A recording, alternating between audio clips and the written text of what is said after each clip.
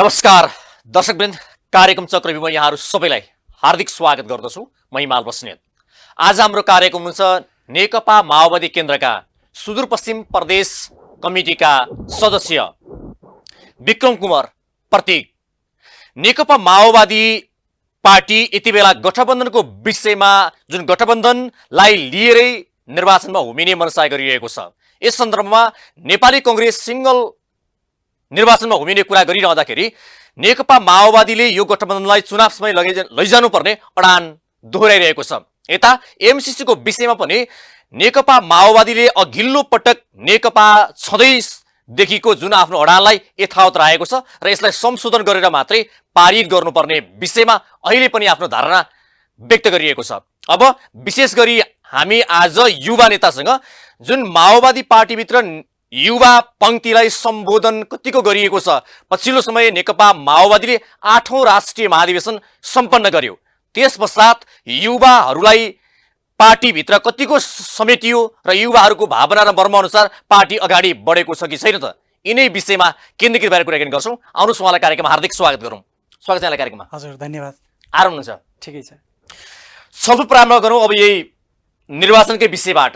निर्वाचनका विषयमा अब हामीले बाहिर सुन्नमा आए अनुसार नेपाली कांग्रेसले निर्वाचनमा एकल अगाडि बढ्ने मनसाय गरिएको छ, त्यही कुरा बारम्बार दोहोर्याइएको छ। त्यसमा पनि नेपाली कांग्रेसभित्रको एउटा धारले त नेपाली कांग्रेस सिंगल अगाडि बढ्नुपर्छ भनेर भनिरहेको छ। तर तपाईहरु चाहिँ यो गठबन्धनसँगै निर्वाचनमा हुमिनुपर्छ भनिरहनु भएको छ। माओवादी केन्द्रलाई पनि अब आफ्नो साख जोगाउनको लागि कठिन र हम्मे परेको हो। धेरै धेरै धन्यवाद। महत्त्वपूर्ण क्वेसन गर्नुभएको छ। पहिलो कुरा त नेपालको पोलिटिक्समा जसरी संविधान तह 5-5 वर्षमा निर्वाचन हुने गर्दछ, अहिले परिवर्तन भइसके पश्चात यो संघीयताको संरचनामा हामी गइसकेपछि 3टा तहको सरकार चलिरहेको छ। त्यो फरक फरक मितिमा भएको छ र त्यसका आफ्नै डेडलाइनहरू छन्। त्यो मध्ये पछिल्लो चरणमा अब गरिहाल्नुपर्ने भनेको स्थानीय तहको निर्वाचन, त्यो पनि एउटा तहको सरकार हो। त्यसो भएको हुँदाखेरि पहिलो कुरा त गठबन्धन केका लागि, गठबन्धन कसरी भयो भन्ने कुराबाट अलिकति ब्याकग्राउन्डमा जानुपर्छ जस्तो लाग्छ मलाई। यो देशको परिवर्तन, यो देशको समृद्धि विकासका एजेन्डाहरू आफ्ना पार्टीका आफ्ना आइडियोलोजीहरू गरिरहेका छन्। त्यो मध्ये लेटेस्ट रूपमा माओवादी जनयुद्धले ल्याएका जति पनि उपलब्धिहरू छन् त्यसलाई जनता सामु त्यो विकास गरेर अगाडि बढ्नको लागि जो माओवादीको मुभमेन्टले ल्याएको जो परिवर्तन छ त्यसलाई स्थापित गर्नको लागि धेरै चुनौती छ।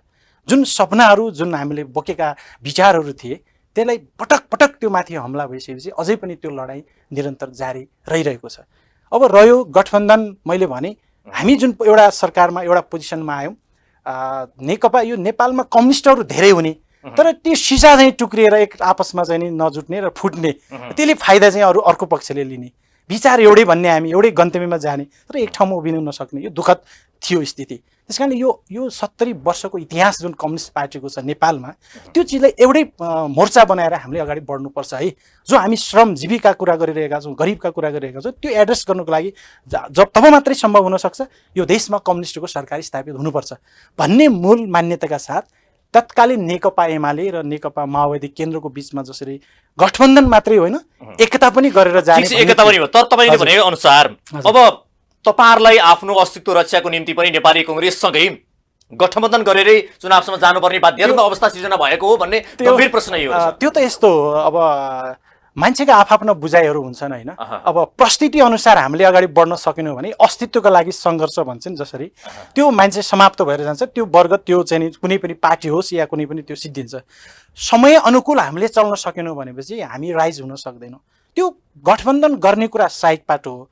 मुख्य कुरा त्यसका कार्यनीतिक र जस्तो रणनीतिका कुराहरू हुन्छन्, त्यो कार्यनीतिक एउटा चाहिँ गोल हान्ने एउटा मिसन हो। त्यो चाहिँ कांग्रेससँग टाँसेर हामीले चाहिँ अस्तित्व सङ्घर्ष भन्ने भन्दा पनि जुन मैले भनिरहेको थिएँ यो अगाडि ब्याकग्राउन्डमा, केपी शर्मा ओलीले जसरी नेपालको इतिहासमा दुई पटक संविधान के अरे संसद भङ्ग गरेर संविधानमाथि जो घात गर्नुभयो त्यसको रक्षाको निम्ति कसरी गर्ने त यो व्यवस्थालाई त जोगाउनको निम्ति तपाईले भनेको अहिलेसम्मको पिरियड समाप्त भइसक्यो। उहाँहरूले भनेको चाहिँ निर्वाचनको विषयमा हामीलाई गठबन्धन गर्न आवश्यक छैन, गठबन्धनको लागि चाहिँ माओवादी र अहिलेको नयाँ पार्टी नेकपा एकीकृत समाजवादी पार्टीलाई मात्रै गठबन्धन चाहिएको, हामीलाई चाहिएको छैन भनेर नेपाली कांग्रेसका नेताहरू बारम्बार ठिकै छ, त्यो कुरा काङ्ग्रेससँग हामीले टाँसिएर पुरै गठबन्धनमा गएपछि मात्रै हामी निर्वाचन गर्ने नत्र नगर्ने भन्ने चाहिँ मलाई लाग्छ त्यस्तो छैन। माओवादी जहाँसम्म यो चिजलाई जो हामीले ओलीका विरुद्ध जुन हामीले सङ्घर्ष गर्यौँ नि, त्यो स्थापित गर्यौँ नि संसदलाई दुई पटक गरेको, त्यो चिजलाई जोगाउनुको लागि अब चाहिँ के हो भने सकिन्छ भने त्यो गलत प्रवृत्तिका विरुद्ध हिट गर्नु लड्नको लागि यो गठबन्धन निर्वाचनसम्म गयो भने त राम्रै कुरा भयो। तर गएन भने पनि सिंगल होइन, एकदम सिंगल फेस गर्न खुट्टा कमाइरहेको छ भन्छन्। होइन, त्यो त यस्तो हो, कुनै पार्टी ठुलो हुनु र सानो हुनु त्यसले चाहिँ नि राख्दैन। यो संसदीय व्यवस्थामा निर्वाचनको परिणाम नै सबै थोक हो भन्ने कुरा हुँदैन। पार्टीले आफ्नो विचारहरू, आफ्ना सिद्धान्तहरू, जनतासँगको कार्यक्रमहरू के ल्याएको छ भन्ने कुरा हुन्छ। कुनै बेलामा काङ्ग्रेस पनि त 2/3 थियो नि, काङ्ग्रेस किन चाहिँ नि पछि चाहिँ नि सानो भयो त, होइन? अनि नेकपा पनि 2/3 गयो, त्यो टिक्न सकेन। त्यसकारण कुरा के हो भने साइज ठुलो हुनु र सानो हुनुले त्यति अर्थ राख्दैन। मुख्य कुरा पार्टीको आइडियोलोजीको कुरा हो, तपाईहरुको आइडियोलोजीको कुरा गर्नुभयो। जनता सामु हिजो तपाईले भने अनुसार 64 सालमा तपाईहरु पहिलो पार्टी भएर आउनु भयो, हैन? अहिले तपाईहरु तेस्रो पार्टी हुनुहुन्छ, जनताहरु खुम्चिएको पनि छ, यो स्वीकार पनि गर्नुहुन्छ। तर अब तपाईहरुलाई हिजो त तपाईहरुले विभिन्न किसिमका एजेन्डा लिएर हिँड्नु भएको थियो, राजतन्त्रका विषयमा थिए, तपाईहरुका गणतन्त्रका विषयका एजेन्डाहरु थिए, संघीय लोकतान्त्रिक गणतन्त्रका विषयमा तपाईहरुले निकै लामो नाराहरु उराल्नु पर्ने भयो। अब तपाईहरुले जुन किसिमलाई जनतालाई दिएको आश्वासन र जनतालाई दिएको एउटा किसिमको तपाईहरुले आश्वासन पूरा गर्न सक्नु भएन। अब जनतामा जाने आधार के छ तपाईहरुसम्म? जनतामा जाने आधारहरू भनेको अब यो समीक्षाको पाटो पनि छ। हजुरले अघि पृष्ठभूमिमा स्टार्टिङमै भन्नुभएको थियो, हाम्रो पार्टीको भर्खरै 8औं राष्ट्रिय महाधिवेशन सम्पन्न भएको छ। त्यहाँ एउटा वैचारिक दस्तावेज पनि पारित भएको छ एकमतका साथ, अध्यक्ष कमरेड प्रचण्डले ल्याउनु भएको छ। पहिलो कुरा जनयुद्धका उपलब्धिहरूको रक्षा गर्ने विषय, अनि जनयुद्ध पछि पश्चात हामीले बोकेको एजेन्डा र हामी सरकारमा आइसकेपछि तपाईले भने जस्तै जनतामा हामीले गर्नुपर्ने कुराहरू कहाँ कहाँ हामी चुक्यौँ त, के हामीले गर्न सकेनौँ, त्यसको गम्भीर समीक्षा गर्नुपर्छ र हामीले झुक्नुपर्ने ठाउँमा पनि झुक्नुपर्छ है।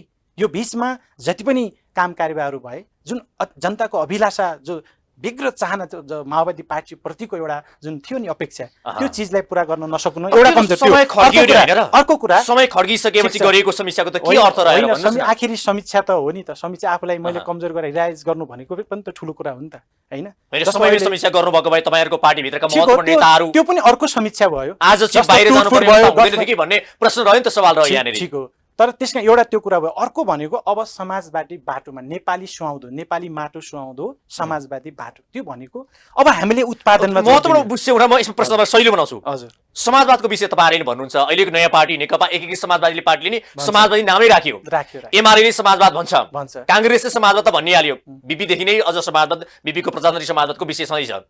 तपाईहरुले भन्ने समाजवाद, कांग्रेसले भन्ने समाजवाद, नयाँ पार्टी एकीकृत समाजवादीले भन्ने समाजवाद, एमाले भन्ने समाजवाद एउटै हो? एकदम राइट क्वेसन गर्नुभयो। समाजवादको अहिले लहर नै चलेको छ।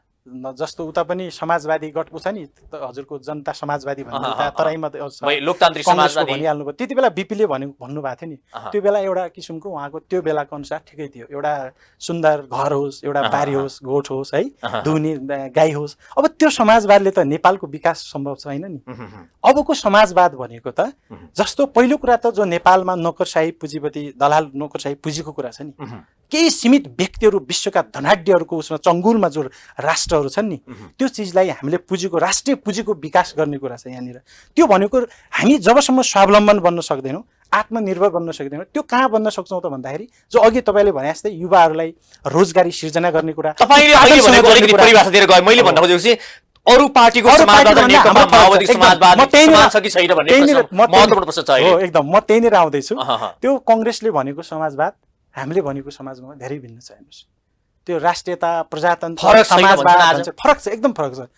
कम्युनिस्टहरूले त पहिलो कुरा अरू भन्दा दक्षिणपन्थी दलहरू त्यो विचार बोक्ने भन्दा फरक यसरी पनि भइहाल्छ, होइन? अब मैले भने नि त राष्ट्रिय पुँजीको निर्माण गर्ने चुनौती हामीसँग छ। अर्को भनेको उत्पादनसँग जोड्ने कुरा हो। आयात र निर्यात आज हेर्नुहोस् व्यापार घाटा कति छ।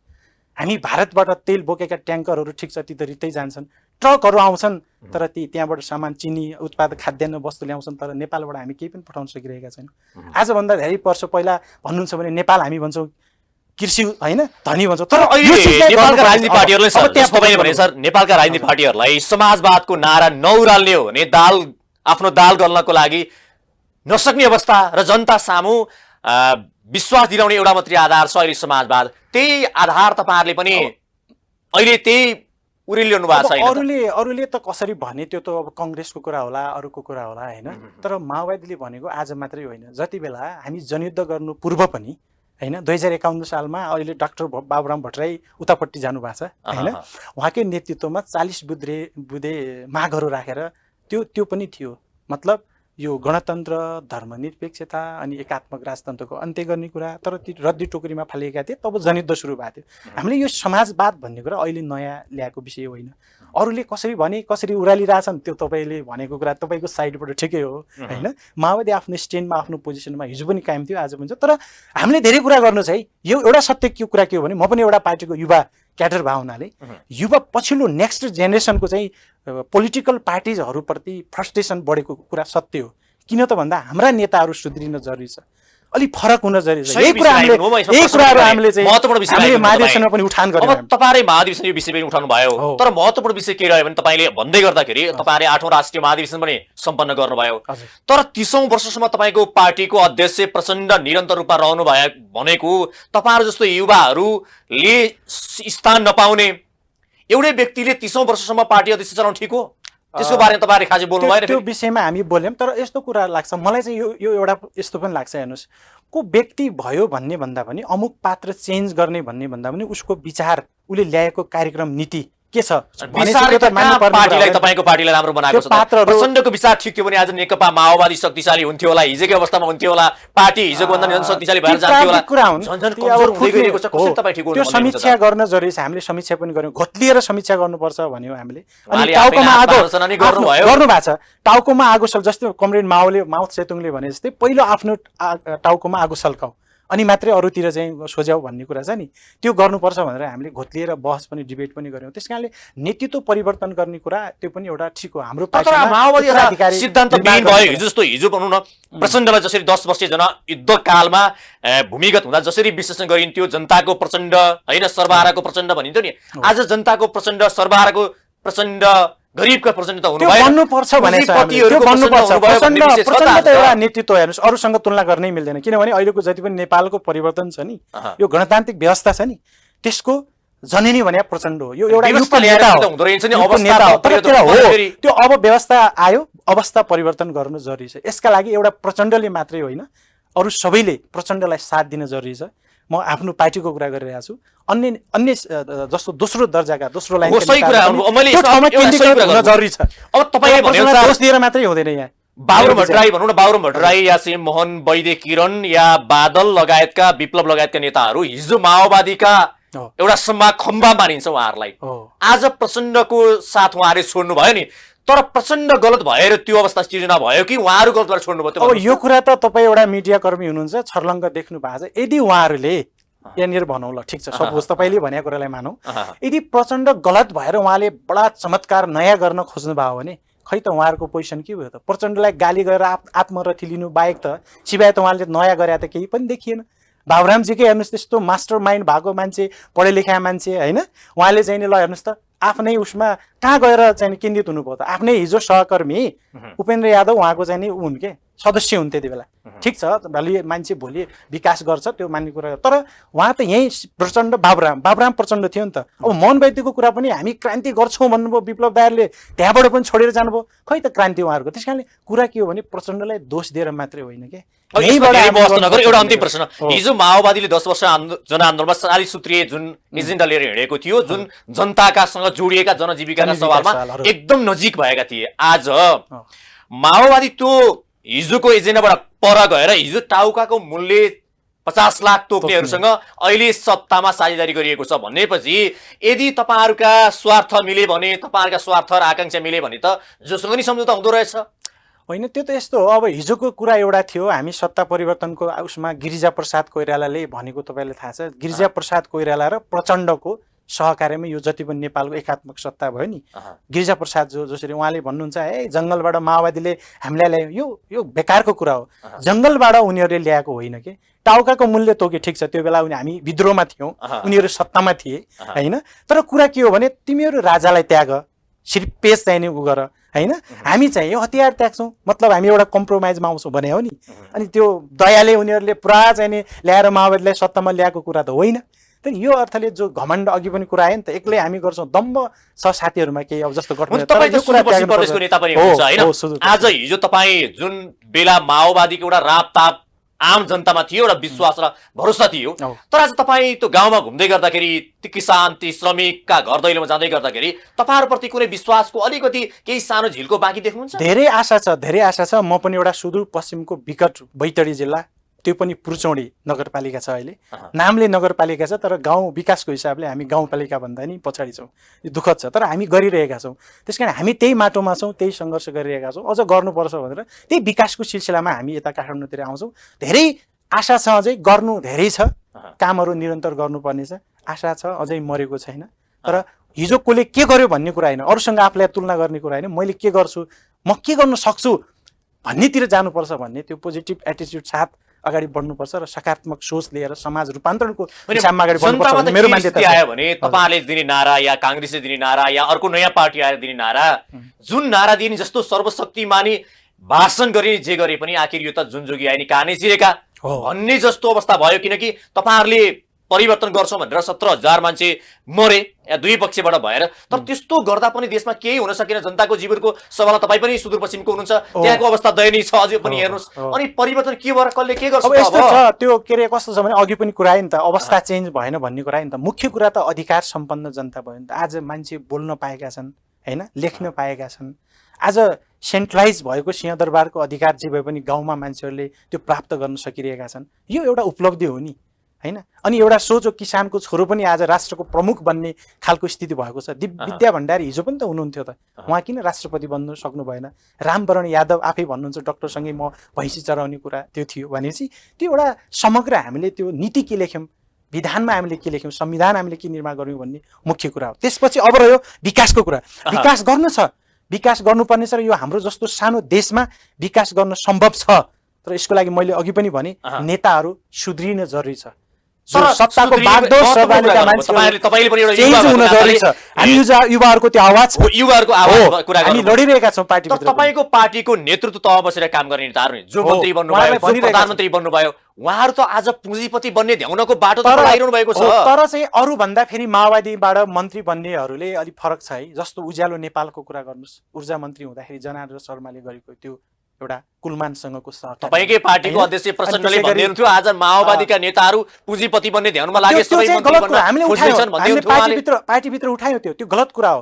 हामी हिजो पुँजीवादको विरोध गर्ने आज हामी त्यतैतिर तल्लीन भयौं भने भोलि हामी कसरी विकास गर्न सक्छौं अब आउने जेनेरेसनलाई हामी तपाईको पार्टीको अध्यक्षले भनेको कुरा गलत त होइन त्यो त बहुत स्वाभाविक हो नि जस्तो हाम्रा कार्यशैलीहरु हाम्रा जीवनशैलीहरु हाम्रा सोचहरु बदलाव जो आइरहेको छ तपाईहरुले युवाले सिक्ने पनि त्यही त होला नि नेतृत्वले जे सिकायो त्यही सिक्ने होला भोलि तपाईहरु पनि मन्त्री भएपछि या तपाईहरु माथिल्लो तपाईको गर्ने त त्यही होला। त्यो त यस्तो हो अब भोलि के हुन्छ के गर्छ भन्ने कुरा त हामी अहिले नै आकलन नगरौँ तर राम्रो गर्नेतिर हामी जाऊँ सत्तामा पुगेपछि परिवर्तनको ट्रेन त्यो छ है त्यो ट्रेन छ त्यो त्यसलाई चेन्ज गर्नुपर्छ भन्ने चाहिँ हो ब्रेक गर्नुपर्छ त्यसलाई भन्ने मान्यता चाहिँ मेरो हो है।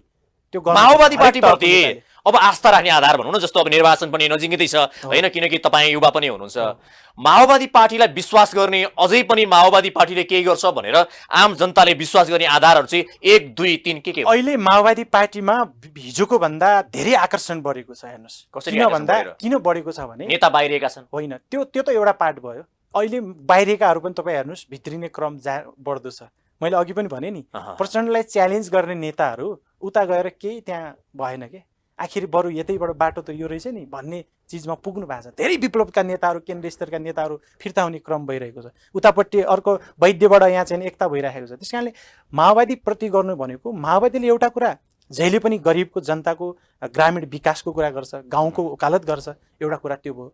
जति पनि छ नि अहिले हामीले के सोचिरहेका छौँ भने यो देशलाई समृद्ध पार्नको लागि जुन नयाँ नेपाल निर्माण गर्ने अभियानमा हिजो हामीले 10 वर्षको जनयुद्धमा ल्याएका एजेन्डाहरू थिए त्यसलाई स्थापित गर्न राम्रोसँग काम गर्नुपर्छ। एकचोटि अपर्च्युनिटी माओवादीको नेतृत्वमा एकचोटि फेरि सरकार बन्ने र यो देशलाई विकास गर्नेतिर त्यो बागडोर सत्ता सम्हाल्ने अवसर यदि जनताले दिए भने हामी चाहिँ गर्छौं भनेर त्यो कुरा लगिरहेका छौं। अब भनेको गर्छौं भनेर भन्ने आधार तपाईले महत्त्वपूर्ण कुरा आउनु हो। अब तपाईकै पार्टीका अध्यक्ष 2 पटक प्रधानमन्त्री बन्नुभयो या गर्ने व्यक्तिले त भनौँ 1 महिनाको समय पनि पर्याप्त हुन्छ भन्छन् हैन। 1 महिनाको समयमा निकै महत्त्वपूर्ण योजना बनाएर एजेन्डाहरू अगाडि बढाउनु जस्तो 1-2टा भन्नुभएको तपाईँकै पार्टीको अध्यक्ष त्यति बेला चाहिँ उपाध्यक्ष हुँदाखेरि प्रधानमन्त्री बन्नुभयो। हो त्यो बेला माओवादीले सरकारको नेतृत्व गरे के गर्यो? म भनिदिउँ त्यो बेला म भनिदिउँ प्रचण्डको पहिलो प्रधानमन्त्री गणतन्त्र नेपालको पहिलो प्रथम प्रधानमन्त्री प्रचण्ड पुष्पकमल दाहाल प्रचण्ड हुँदाखेरि धेरै राम्रा कामहरू भएका छन्। जस्तो तपाईँको यो बाबुराम भट्टराई काम गर्न सकिएन भनेर प्रचण्ड स्वीकार गर्नुभयो। त्यो त एउटा कन्डिसन आयो, त्यो चाहिँ उहाँको नैतिकता पनि हो नि, त्यागको भावना पनि हो नि। यहाँ मान्छेहरू हेर्नु न सिद्धिसकेका छ, बालकोटबाट के अरे बालुवाटारबाट बालकोट पनि गइसकेका छन्, मान्छे सब खतम भइसकेका छ, सरकार सब ढलिसकेका छन्, तैपनि बारदलीमा गएर मान्छेहरू चिच्याइरहेछन्, पुरा बाजागाजाका साथ पुरा बहादुरी गरे जस्तो पुरै राजाले गरेन, ज्ञानेन्द्रले गर्नु भएन, नागार्जुन जाँदाखेरि त्यस्तो सोच भएका पनि नेता छन्। हेर्नुहोस् त्यहाँ हिट गर्नुपर्छ। तर प्रचण्डले कम्तीमा नैतिकता देखाउनु भयो नि। उहाँलाई के गाह्रो थियो र रुटपान कटुवालसँगको हो होइन, त्यो चिजलाई ल्याएर एउटा भट्ट पुजारीको विषय र अर्को गरेर उहाँले छोडिदिनु, ल ठिक छ, त्यो त्यागको भावना पनि हुन्छ। त्यो बेला अनि कृषि ऋण मिनको कुरा के अरे ऋण मिन गरेको कुरा मिना गरेको कुरा गर्नुहोस्, त्यसपछि गएर मध्य पहाडी लोकमार्गको कुरा गर्नुहोस्, त्यो सबै प्रचण्ड प्रधानमन्त्री भएको बेला तपाईहरुले भनेको त नेपाललाई भनौँ या स्विजरल्यान्ड बनाउन खोजेकै हो। हेर्नुस् सारा कुराहरु थिए नि त, जनतालाई त जसरी गर्न दिएन, हतिया फुस्ता भरे जस्तै भयो। होइन होइन कम्प्लिटली गर्न दिएन। हेर्नुस् सोच चाहिँ हो, गर्ने हो, अब गर्न दिएन। कति बेला त्यही टिकडमहरू षड्यन्त्रहरू भए होइन। जस्तो केपी ओलीजीलाई मानेकै थियो त होइन, उहाँले 5 वर्षको लागि मजाले चलाउनुस् भनेकै हो। तपाईले स्वीकार त गर्नुभयो, नेतृत्वले चाहिँ के हो भन्दाखेरि गर्न चाहेको भए 9 महिनाको समयमा महत्त्वपूर्ण काम गर्न सक्थ्यो, तर गर्न चाहेन। तर 2-3 चोटि, एक त 9 महिना हो उहाँको हैन, त्यो गर्न खोजेकै हो, गर्न सकिन्थ्यो पनि, केही कामहरू भएका पनि छन् हैन। त्यसो भएको हुँदाखेरि अझै गर्ने त्यो सोच एउटा कार्यदिशाका साथ हामी अलिकति एमसीसी को बारेमा सफल गरौँ। एमसीसी को बारेमा जसरी नेपाली कांग्रेसले प्रधानमन्त्री भनिरहनु भएको छ, यदि नेकपा माओवादीले एमसीसी को पक्षमा नउभिने हो भने यो गठबन्धन तोडिन्छ। मेरो साइडबाट भन्नुहुन्छ भने मेरो साइडबाट भन्नुहुन्छ भने म माओवादी केन्द्रको सँग आबद्ध नेता हो, क्याडर हो हैन, सुदूरपश्चिम प्रदेश समिति। चाहे मेरो अध्यक्ष प्रचण्डले एमसीसीमा सिग्नेचर गरेर पारित गर्नुभयो भने पनि म कालो झण्डा लिएर सडकमा चाहिँ नि त्यो विरोधमा उत्रिन तयार छ। किन त भन्दा तपाईको पार्टीका अध्यक्षले छैन, तर गर्नु न अध्यक्षले एमसीसी का उपाध्यक्षले के भन्नुभयो भने पत्र पठाउँदै तपाईको पार्टीको अध्यक्ष प्रधानमन्त्रीलाई हिजो तपाईहरुको पार्टीको अध्यक्षले र प्रधानमन्त्रीले यो पास गर्नको लागि 5 महिनाको समय दिनुस् भनेर पत्र पठाउनु भएको छ। तपाईले यस्तो सुन्नु, यो पनि सुन्नु पर्यो कि अध्यक्ष प्रचण्डले के पनि भन्नु भएको छ भने यही हालतमा एमसीसी कुनै हालतमा पास हुन सक्दैन यदि संशोधन भएको खण्डमा त्यहाँ जो नेपालको राष्ट्रप्रति घात हुने, नेपालको राष्ट्रियता खतरामा आउने जो चिजहरू छ नि, सुरक्षा चासोको कुरा छ हैन, अमेरिकी सैन्य रणनीतिको कुरा छ, यो हामीसँगको त्यो ऋण लिने कुरा मात्रै होइन नि। हामीले यहाँ एउटा संकीर्णता कहाँनिर शङ्का त कहाँ पैदा भएको छ भने हामीले देखिरहेका छौँ, एकचोटि के भन्छ एमसीसी प्रतिनिधि आएर ल तपाईहरुको सक्यो है, टाइम सिद्धियो, छिटो गर्नुस् भन्छ, फेरि अझ थप्छ भने चाहिँ किन यो भइरहेछ त भन्दा किन कुछ न कुछ दालमै काला है भन्छ नि, के न के छ नि त्यहाँनिर। त्यसकारणले यो एमसीसी अगाडि बढाउने काम त पार्टीको हुँदैन हुँदैन। आज पनि मलाई लागेको पालादेखि बढ्दै आएको नि, यति बेला तपाईहरुले किन बोल्नु भएन? त्यो ठिक हो,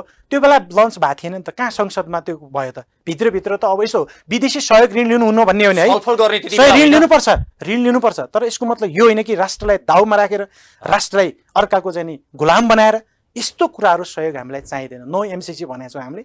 त्यसैले यो यस्तै कन्डिसनमा पास हुनु हुँदैन, यो हुने पनि छैन भन्ने मलाई विश्वास छ। र बरु गठबन्धन टुटोस्, अहिले यहाँ के कुरा आउँछ भने पास हुनु हुँदैन। एमाले र कांग्रेस मिलेर अर्को समीकरण बनाएर एमसीसी पास गर्ने त्यो सम्भावना पनि बढेर गएको छ भन्छन्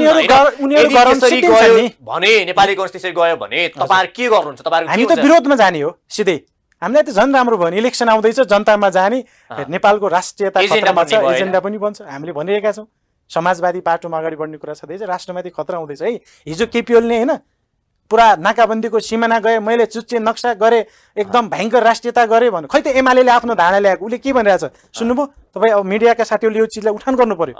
उसले के भनिरहेछ भने हामी यो विषयमा अहिले बोल्दैनौँ, एमसीसी को बारेमा हामी बोल्दैनौँ अरे भनेपछि मतलब के हो त भन्न खोजे हैन? आफूलाई बडा राष्ट्रवादी भन्नेहरूले यो खतरा छ, यो चाहिँ गलत चिज छ भनेर भन्नु पर्दैन, आफ्नो धारणा स्पष्ट राख्नु पर्दैन। त्यसै माओवादी केन्द्र अडानमा प्रतिबद्ध हट्दैन। हट्दैन, आजको डेटसम्म हट्दैन। हस्, कार्यक्रम आइदिनु भयो, यहाँलाई धेरै धेरै धन्यवाद छ। धन्यवाद। मलाई बोलाएर मेरा विचार र मेरो पार्टीको धारणाहरू राख्ने यो लोकप्रिय मिडिया मार्फत राख्ने मौका दिनुभयो। यहाँ लगायत यहाँको युनिटलाई हार्दिक धन्यवाद। आज हाम्रो कार्यक्रम हुन्थ्यो नेकपा माओवादी केन्द्रका युवा नेता, सुदूरपश्चिम प्रदेशका प्रदेश कमिटी सदस्य विक्रम कुँवर प्रतीक, उहाँसँग आज हामीले विशेष गरी नेकपा माओवादी केन्द्रको चुनावका विषयको धारणा, एमसीसीको विषयको धारणाका विषयमा रहेर कुराकानी गर्यो। यो सँगै आजको कार्यक्रमको निर्धारित समय सकिएको छ। नमस्ते।